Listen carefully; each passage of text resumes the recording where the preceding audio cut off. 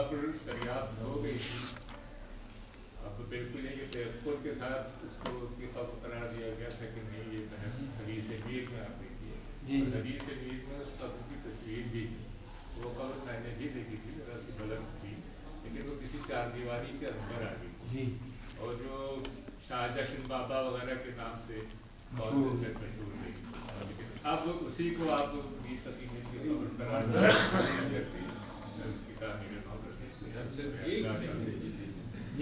असल में ये निशान मीर जो बनवाया गया तो वो खाकसार से डिज़ाइन करा कर वो बनवाया गया।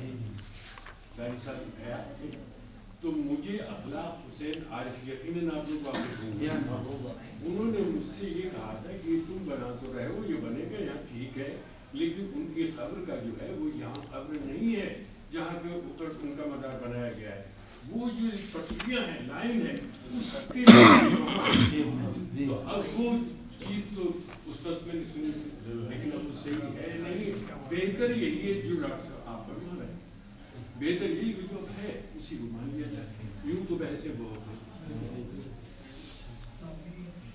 मैं समझता हूँ कि 55 साल पहले एक मज़मून मीर का मज़ार नया दौर में शाया हुआ है, 3.5 सफ़े का मज़मून है। ये मज़मून मेरी नज़र से गुज़रा है और उसमें इस बात की तायीद है कि एक शख्स ने कि मीर साहब की ख़ब्र को यहाँ देखा और अब वो पटरियों की वजह से, रेल की पटरियों की वजह से, तो वो एक ही शख्स के दो ख़यालात का मुस्तनद तरीन मज़मून है। उसका उन्वान है मज़ार मीर और उसकी कॉपी मेरे पास है, जो कोई मैं समझता हूँ 55 साल पुराना या ज़माने का है, तो उससे काफ़ी रोशनी शायद मिल सकती है। वो मज़मून अगर आप चाहें तो मैं इंशाअल्लाह आपकी खिदमत में पेश करूँगा। मुस्तनद तरीन मज़मून है 4.5 सफ़े का, जो मीर साहब की उस पर लिखा गया है। मोअज़्ज़िज़ सामीन, कुछ सवालात तो हो चुके, उसका पहले जवाब दे दूँ। प्रोफेसर सलाम साहब ने कुछ सवालात उठाए। फारसी का शेर है, तामर्द सुखन न गुफ्त बाशद, ऐबो हुनरिश खुफ्त बाशद। मैं तिब का तालिब इल्म हूँ, किसी किताब पे गुफ्तगू नहीं करता जब तक कि सफ़े अव्वल से सफ़े आखिर तक मुतालिया ना कर लूँ। आप लोग मुतालिया करेंगे इस किताब का चुमर गायत, ये खांसी और बुखार की दुआ किताब नहीं है। ये किताब वो है जिसमें हज़रत इक़बाल के 251 ख़ुतूत से उनके अमराज को एक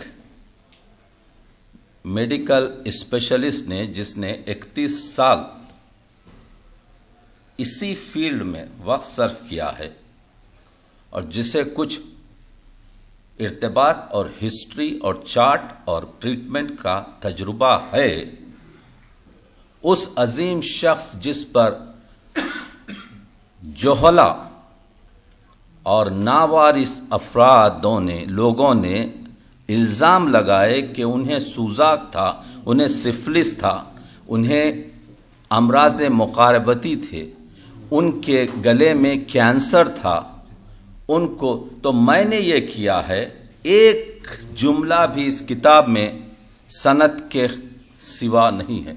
आप हर एक जुमला इस किताब का मुझसे पूछेंगे कि आपने कहाँ से हासिल किया है, तो मैं उसका रेफरेंस दे चुका हूँ। इसमें 400 से ज़्यादा रेफरेंसेस मौजूद हैं।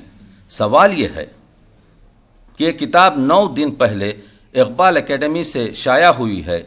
आज ही मुझे टेलीफोन पर बताया गया कि इसका अंग्रेज़ी और हिंदी में तर्जुमा हो रहा है और यहाँ पर इंडियन पब्लिकेशन इसको फ़ौरन मुझसे इजाज़त और इक़बाल एकेडमी ऑफ पाकिस्तान से इजाज़त हासिल कर रहा है, क्योंकि ये किताब मकबूल इस वजह से हो रही है कि बड़े आदमी की छोटी बात भी बड़ी होती है। इसमें ज़िंदगी के वो तासुरात हैं, जब इंसान की ज़िंदगी पर बात बन जाती है, जब जान पर आ जाती है, तो उस वक्त जो उसकी हालत होती है, इससे हम बहुत कुछ हासिल कर सकते हैं कि हम अपनी ज़िंदगियों को किस तरीक़े से ایک خاص نصب العین پر رکھیں. تو یہ کھانسی اور بخار کا مسئلہ نہیں ہے.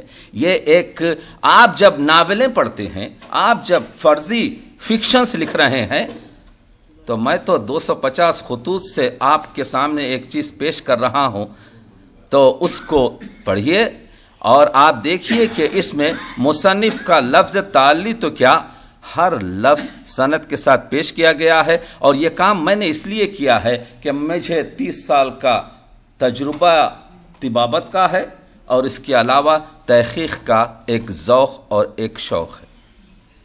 تو یہ اشارات. دوسری بات یہ ہے کہ حضرت تعشق پر میں نے جب بات چیت کی، اس کتاب میں تو مرثیہ ہی نہیں. وہ جو مرثیوں کی گفتگو کر رہے تھے، مرثیہ ہی اس میں نہیں ہے. تو آپ کاش کے دیکھ لیتے کہ اس میں مرثیہ ہی نہیں ہے، تو مرثیوں کی گفتگو کہاں میں کر رہا ہوں. پھر آپ کہتے ہیں کہ اس میں غزلیات سب سے زیادہ ہیں. اس میں غزلیات سب سے زیادہ نہیں، اس میں تو 60 غزلیات ہیں. اس پر میں نے 18 مہینے صرف کیے ہیں، اور آپ نے 18 سیکنڈ بھی اس پر توجہ نہیں کی، اور آ کر یہاں پر 18 منٹ تک آپ گفتگو کرتے ہیں. یہ ہے ہمارا مشرقی انداز. اب آپ کی خدمت میں پیش کرتا ہوں جو بات میں نے ناسخ کے بارے میں کہی. میں مستند طریقے سے کہتا ہوں، 125 صفحے کا آپ مقدمہ پڑھیے. آپ ناسخ کی حضرت دیکھیے، میں پروفیسر رشید حسن خان صاحب کا فین ہوں. میری کتابوں میں ان کے ریفرنس، ان کی مدح، ان کی تحقیقی جوش کی میری تعریفیں بھری ہیں. لیکن میں جب حق کی بات کہہ رہا ہوں تو مجھے حق شعار ہونا چاہیے. میں یہ کہہ رہا ہوں، اگر میری تمام زندگی میں نے 100 حج کیے، ہزاروں کام نیک کیے، لیکن اگر ایک شخص کا بھی میں قتل کروں گا تو اس کی سزا مجھے دی جائے گی. تحقیق کا مسئلہ یہی ہے. میں یہ کہہ رہا ہوں کہ ناسخ کے ساتھ پروفیسر حسن خان رشید کا رویہ ناقدانہ، یہ بحث ہم کر چکے ہیں. لکھتے ہیں ناسخ کی رباعیاں اور مثنویوں میں ان کا رنگ بہت پھیکا ہے. مثنویاں تو سراسر مذہبی معاملات سے تعلق رکھتی ہیں اور شاعری کے لحاظ سے سپاٹ ہیں. ان میں رنگ ناسخ کی جھلک بھی نہیں پائی جاتی. یہ جملہ اختلاف رکھتا ہے. پھر اگر جھلک نہیں پائی جاتی تو کیا الحاقی کلام ہے؟ پھر کیا ناسخ کا کلام نہیں ہے؟ آپ 125 اس میں اس کے بعد سے مختلف انداز سے یہ بتانا چاہتے ہیں کہ ناسخ ڈی کلاس شاعر بھی نہیں ہے. تو میں نے عرض یہ کیا تھا کہ ناقد کو چاہیے کہ اپنی حد کو دیکھے. دیکھیے، پہاڑ سے تخلیق کار ایک پہاڑ ہے. پہاڑ سے سر ٹکرانے سے سر ٹوٹ سکتا ہے، پہاڑ نہیں ٹوٹتا. یہاں پر میں مسلسل یہی بات عرض کرتا ہوں کہ ناقد تخلیق کار کو توڑ نہیں سکتا، اس سے رشتہ جوڑ کر شہرت حاصل کر سکتا ہے.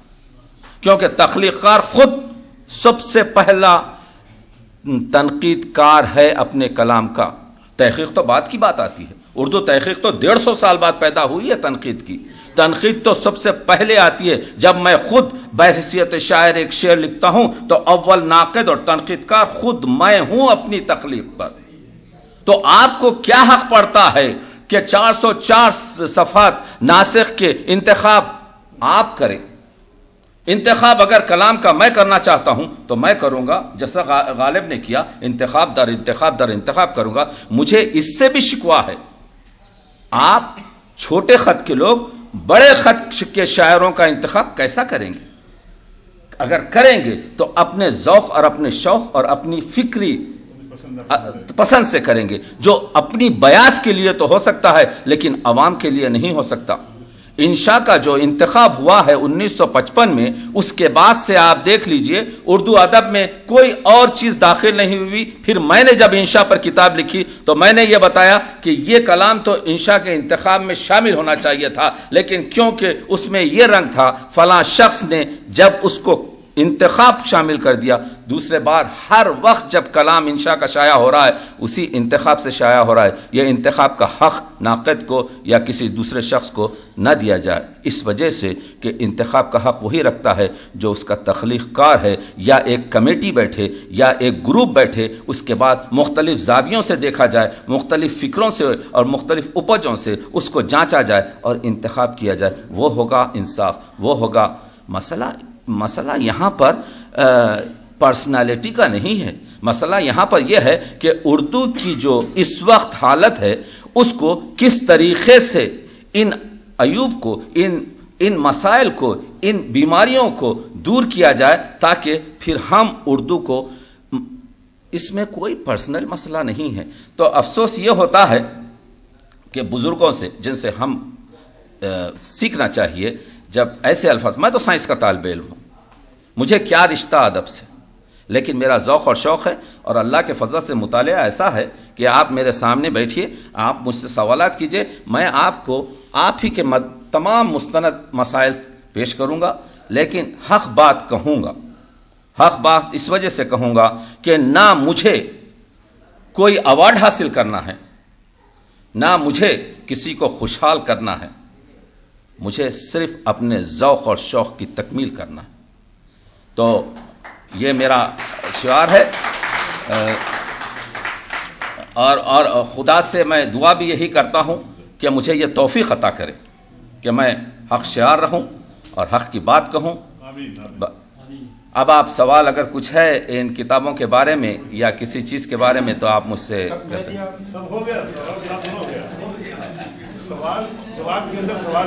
شکریہ، ممنون، بہت بہت شکریہ، بہت صحیح کتابیں۔ اچھا، یہ بھی میں آپ کی خدمت میں عرض کر دوں کہ جمعے کے روز دہلی میں کچھ 70-80 کتابیں پہنچ رہی ہیں، اور یہ کتاب نیکسٹ ویک یعنی 10 دن کے اندر میرے ویب سائٹ پر آ جائے گی، جس کو آپ پوری کتاب کو، میری تقریباً 30 کتابیں اس وقت ویب سائٹ پر ہے، آپ میری ویب سائٹ لے سکتے ہیں، میرے پاس کارڈ ہے، آپ میری تمام کتابیں اس وقت انٹرنیٹ پر پڑھ سکتے ہیں، لیکن یہ کتاب ابھی انٹرنیٹ پر نہیں آئی ہے، یہ کتاب 10 دن کے بعد آ جائے گی چمرگ آیت انٹرنیٹ پر، آپ اس کا مطالعہ کیجئے اور اس کے بعد خود آپ قضاوت کریں گے کہ آپ کو اس کتاب کی ضرورت تھی یا نہ تھی۔ بہرحال یہ میں نے سوچا کہ ٹی وی اور دوسرے وقت گزارنے سے بہتر یہ ہے کہ حضرت علامہ پر ایک کام ایسا کیا جائے جس سے مختلف، حاری صاحب کی صدارت میں